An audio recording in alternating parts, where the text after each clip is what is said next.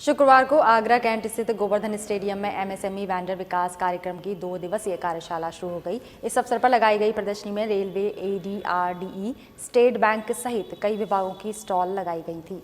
MSME कार्यशाला और प्रदर्शनी का उद्घाटन रेल मंडल प्रबंधक तेज प्रकाश अग्रवाल ने फीता काटकर किया।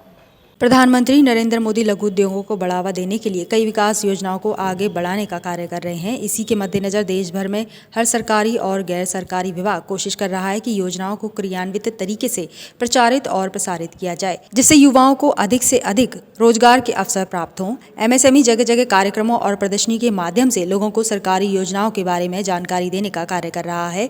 इसी श्रृंखला में शुक्रवार को आगरा कैंट स्थित गोवर्धन स्टेडियम में लगाई गई 2 दिवसीय प्रदर्शनी में हर सरकारी और गैर सरकारी विभागों ने अपने स्टॉल लगाकर युवाओं को अपनी ओर आकर्षित करने का प्रयास किया। इस प्रदर्शनी का उद्घाटन मंडल रेल प्रबंधक तेज प्रकाश अग्रवाल ने फीता काटकर किया और उन्होंने अपने संबोधन में एमएसएमई को युवाओं के लिए एक अच्छा अवसर बताया।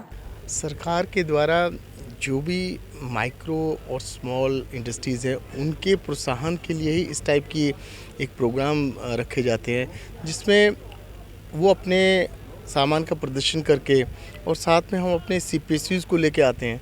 जो सीपीएसयूज़ जो कि हमारे इस सामान को प्रिक्योर करते हैं, जैसे एज़ पर दी पॉलिसी पीपी पॉलिसी 12 जो कि अमेंड हो गए 20 में, उसमें 25% तक रिजर्व किया गया है एमएसएमई से आपको प्रिक्योर करने के लिए, एमएससी से, एमएसएमई नहीं, एमएससी से। तो उसमें 358 आइटम बिल्कुल रिजर्व है, वो तो आपको करने ही करने हैं, उससे तो कोई मतलब नहीं। इसके अलावा 25% तक आप जितना भी आपका total procurement of the year है, उसका 25% आपको एमएससी से करना होगा।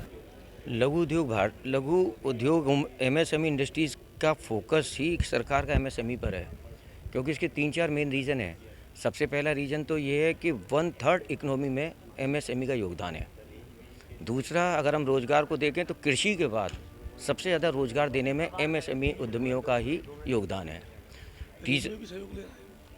एक्चुअली रेलवे और डिफेंस 2 ऐसे संस्थान हैं कि जहां 90% परचेजिंग वो एमएसएमई के द्वारा ही हो रही है, क्योंकि एमएसएमई का दायरा बढ़ भी गया है और इसमें मीडियम स्केल तक की जो इंडस्ट्रीज़ हैं उसका टर्नओवर 250 करोड़ तक का है, और जो माइक्रो की इंडस्ट्रीज़ है वो 5 करोड़ से नीचे के टर्नओवर की है।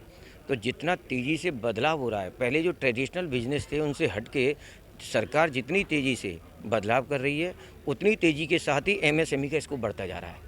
नई टेक्नोलॉजी और नई चीज़ों के साथ एमएसएमई का इसलिए स्कोप ज़्यादा है। और जितनी योजनाएं हैं, जिसमें वित्तीय योजना सबसे मेन है, वित्तीय योजना में और जितने भी सर्टिफिकेशंस हैं उसमें सभी में बड़ी मात्रा में सब्सिडी दी जा रही है, जिससे एमएसएमई को आगे बढ़ने में प्रोत्साहित किया जा सके। एमएसएमई की 2 दिवसीय कार्यशाला के पहले दिन कई विभागों के अधिकारी मौजूद थे। प्रदर्शनी में लगाई गई स्टॉलों पर लघु उद्योगों को बढ़ावा देने वाली जानकारी प्रदर्शित की गई थी।